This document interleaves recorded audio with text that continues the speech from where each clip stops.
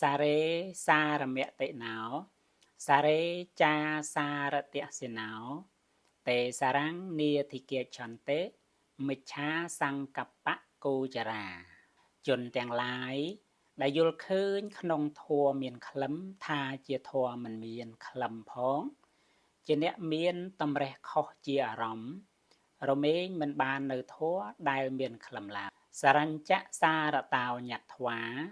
អសរញ្ចអសារតោតេសារੰអធិគាឆន្តិសមាសង្កប្បគោចរាជនទាំងឡាយដែលយល់ឃើញនៅធម៌មានខ្លឹមថាជាធម៌មានខ្លឹមផងយល់ឃើញនៅធម៌គ្មានខ្លឹមថាជាធម៌គ្មានខ្លឹមផងជាអ្នកមានតម្រេះត្រូវជាអារម្មណ៍រមែងបាននៅធម៌ដែលមានខ្លឹមអនុមោទនា